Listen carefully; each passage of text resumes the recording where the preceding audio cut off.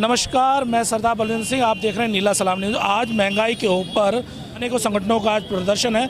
चलिए सबसे पहले हम बात करते हैं AIDWA से। तो मैम, आपका स्वागत है चैनल पर। मैम, आज का जो प्रदर्शन है उसके बारे में बताएं। आज का प्रदर्शन ये एक साइकिल रैली है, मुख्यतः साइकिल रैली थी जिसमें कई संगठनों ने, CITU हमारा संगठन, महिलाओं का एडवा और छात्रों का, युवाओं का, नाटक मंच, लेखक मंच, टीचर्स का फ्रंट, सबने मिलकर इसमें भाग लिया, वकीलों ने भी। और महंगाई के ख़िलाफ़ है। आप देख रहे हैं किस तरह महंगाई बढ़ रही है कि पेट्रोल के दाम आप देख लीजिए, सेंचुरी क्रॉस कर गए और किसी को कोई परवाह ही नहीं है। तो कब तक बर्दाश्त करेंगे। और पेट्रोल, रसोई गैस, इनके दाम बढ़ने से आप जानते हैं, पेट्रोल डीजल के जब दाम बढ़ते हैं तो हर चीज़ का दाम बढ़ता है। तो आप देखिए, सब्ज़ी खाना मुश्किल हो गया है लोगों को। जो ये इतना भाषण देते हैं उज्ज्वला का, उज्ज्वला में जो सिलेंडर अगर किसी को मिला भी है तो वो भी यूं ही पड़े, क्योंकि उसको भरवाएं कैसे।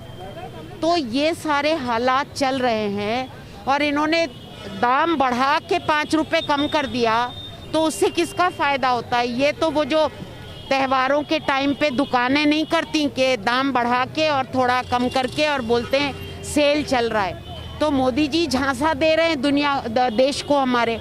तो कब तक बर्दाश्त करेगी जनता। और आप किसी से भी बात करके देख लीजिए, सब लोग इस बात पे नाराज़ हैं। मैम, आपका जो ये आज का प्रोटेस्ट था वो रामलीला ग्राउंड से चलकर जंतर मंतर तक जाना था, लेकिन वहाँ पर मोदी जी का कार्यक्रम होने की वजह से आज आपको जाने नहीं दिया जा रहा। तो ऐसा क्या कारण है? आप देख लीजिए, आप एक VVIP मूवमेंट की वजह से आम जनता को अपने कार्यक्रम स्थगित करने पड़ते हैं। हमारा जनवादी अधिकार है कि हम अगर किसी परेशानी में हैं और महंगाई से जूझ रहे हैं और सरकार को बताना चाहते हैं कि महंगाई पर रोक लगाओ, हमें उसकी भी इजाज़त नहीं है कि जंतर मंतर तक। लेकिन वहाँ पर 2 प्रोटेस्ट अभी भी चल रहे हैं। एक तो गौ रक्षा का प्रोटेस्ट वहाँ चल रहा है, साथ में SSC का जो प्रोटेस्ट है वो भी वहीं बैठे हुए हैं, लेकिन आप लोगों को नहीं जाने। जी हाँ, तो ये तो आप खुद ही देख लीजिए, क्या मतलब दोहरे मापदंड हैं सरकार के। तो हमें तो इसके खिलाफ भी आवाज़ उठानी है कि ये दोहरे मापदंड बंद करना है। जनता को अपनी जायज़ मांगों के लिए कम से कम उनको आवाज़ तो उठाने दें और उनकी बात सुनी जाए।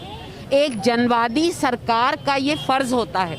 अब बात सुनना तो दूर की बात है, बात करने भी नहीं दी जाए तो कैसे काम चलेगा। मैम, एक सवाल ये भी बन के आ रहा है कि अभी तक जो होता था, जो सरकार के विरोध में प्रोटेस्ट करते थे उन पे UAPA लगाया जाता था, लेकिन अब जो पत्रकार सच्चाई दिखाने की कोशिश कर रहे हैं उन पे भी UAPA लगाया जा रहा है, जैसा कि त्रिपुरा के अंदर भी देखने को मिला। पत्रकार तो नहीं, वो तो वकील थे जो वहाँ फैक्ट फाइंडिंग के लिए गए थे, और उन तक के ख़िलाफ़ आप इस तरह लगा दोगे तो इसका मतलब जो सच्चाई है, अगर इनके गिरोह ने कुछ किया है, इनके समर्थकों ने कुछ किया है, कुछ अन्याय किया है, इस तरह के कांड किए हैं, अगर उसको दिखाने जाएंगे तो उन पर भी UAPA लगाएंगे।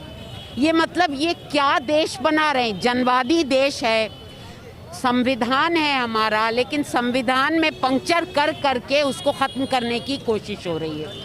आप देखो, किसान जो अपनी मांग लेकर बॉर्डर्स पे बैठे हैं, उनके साथ, उनमें भी कईयों के ऊपर UAPA लगा है। मज़दूर अपने श्रम कानून, जो मज़दूर विरोधी श्रम कानून लगाए हैं, जो निजीकरण को बढ़ावा दे रहे हैं और जो ठेकाकरण को बढ़ावा दे रहे हैं, उसके ख़िलाफ़ आवाज़ उठा रहे हैं। उन पे शोषण दमन हो रहा है, मतलब महिलाओं पे अत्याचार हो रहा है, और उसके ख़िलाफ़ अगर कोई रिपोर्ट करने जा रहा है उसको UAPA में बंद कर रहे हैं। तो आखिर ये कब तक चलेगा। जनता कब तक बर्दाश्त करेगी। मोदी जी को ने अगर इतिहास पढ़ा हो तो उन्हें जानना चाहिए कि जनता का शोषण जब हद से बढ़ जाता है तो जनता अपना रास्ता शोषण मुक्त समाज बनाने के लिए और एक बेहतर समाज बनाने के लिए अपना रास्ता ढूंढती है। जो रास्ता आज से करीब 100 साल पहले रूस में दिखा दिया मेहनतकश जनता ने, जो रूसी जो क्रांति हुई थी, जिसे अक्टूबर क्रांति का नाम दिया है, आज वही 7 नवंबर का दिन है। आज ये प्रोग्राम हमारा सांकेतिक था।